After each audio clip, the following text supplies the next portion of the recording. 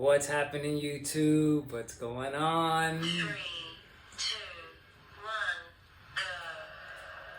go. Okay, let me fix this here. I'm sitting in the garland pose with my lovely partner from Endless Yoga. And I'm gonna sit in this garland pose for 10 minutes. First, I like to report that my hunch was correct. I'm sitting in this garland pose for many reasons. For one, I exercise a lot, and this is a great extended stretch that's great for my joints.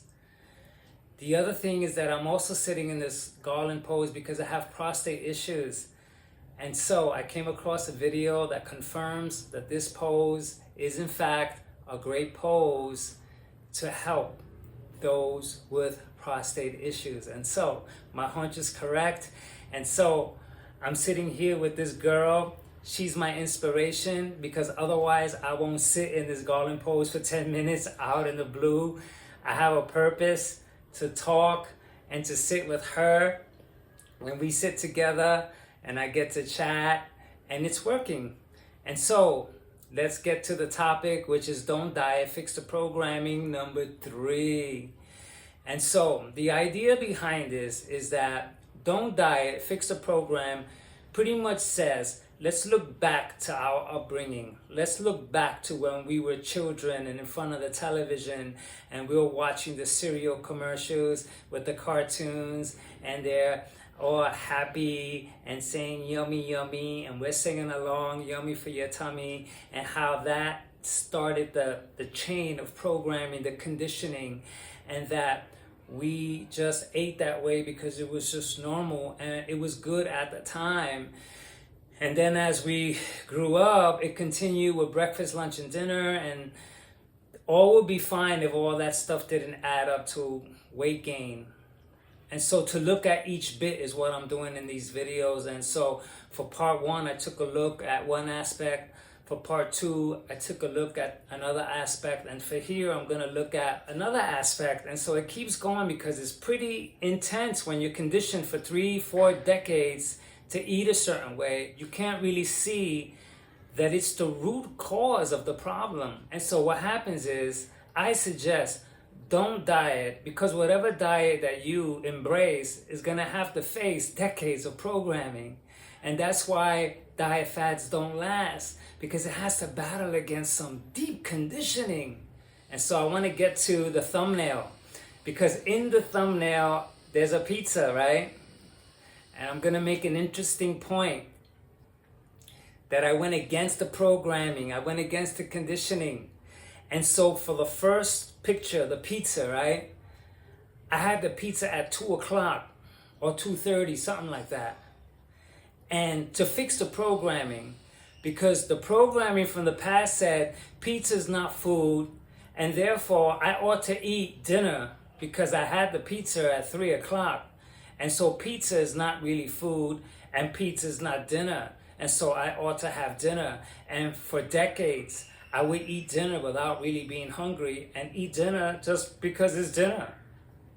And so I'm not on that program anymore.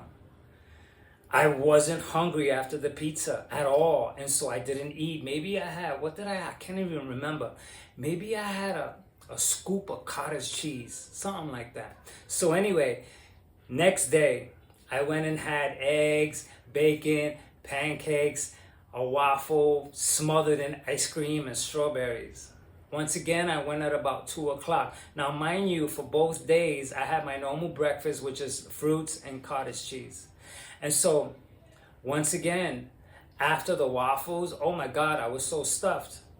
And I didn't eat. Because for the first time, I'm like looking in to see, do I really need to eat? Because waffles is not food, and eggs and pancakes, that's breakfast food. And so where's lunch and where's dinner? But I never asked myself, yo, are you hungry? And the truth is, I wasn't hungry. So I didn't eat and I didn't die. There's something weird about missing meals that makes me feel like I'm doing something wrong because I'm supposed to eat a main meal to get the proper nutrients, because the main meal is the main meal. You know, it's the same attitude with breakfast is the most important meal of the day. But if I wake up in the morning and I'm not so hungry, why should I go ahead and stuff and force food just because it's breakfast and because breakfast is the most important meal of the day? See, this is the new programming, which I don't want to call new programming because I'm basically just listening to my system. I'm not going on some type of protocol of breakfast, lunch, and dinner, and you got to eat dinner, and you're supposed to eat dinner because you need to eat, and don't go to bed hungry. You know, that stuff is out. The new stuff is, am I hungry? Yes or no? Really feel it.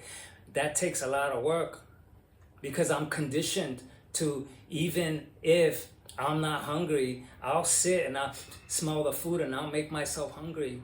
So it does take practice. And so, what else did I do? I went out also and I went to Benihana's and I had a late meal. Steak, lobster, and it ended with ice cream and cake. We all shared stuff.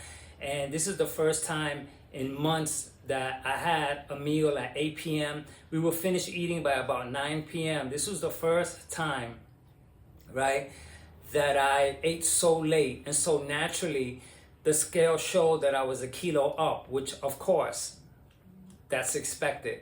But from May 1st to May 5th, which was where I had all these meals, I didn't gain anything. But I knew it. And the reason why is because I didn't stack. That's a new term that I'm using. I didn't stack food.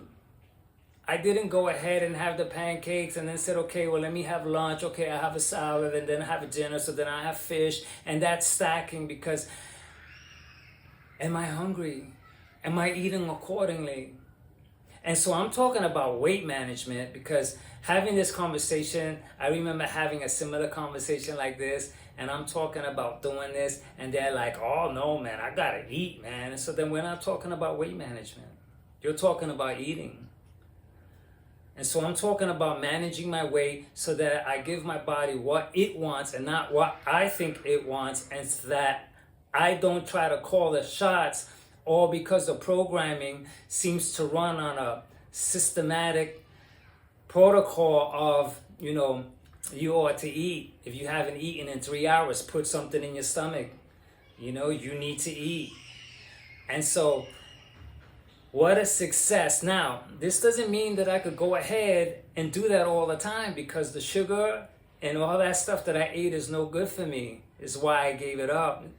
And so this is just an insight to take a look that a lot of my issues came from the program of constantly stacking food, having breakfast, turning to lunch, not really hungry, having lunch anyway, because it's lunchtime, and then dinner coming around, dinner's ready, sitting at the table, not really hungry, eating anyway, making myself hungry anyway, stuffing it down because it's dinner time and it's routine and it's mechanical, and then later on gaining so much weight that it made me sick. And this is what I'm here talking about. And this is the difference, is that I'm fixing the program. And I'm not gonna let the old programming run the show, because that show obviously didn't work for me and is not working for millions. And so I can't go by that, oh yeah, yummy for your tummy. I can't go for that. I can't allow food to make me happy. Pizza, I can't afford it. And so this is what I'm really trying to convey, that if I have a piece of chocolate, the chocolate counts.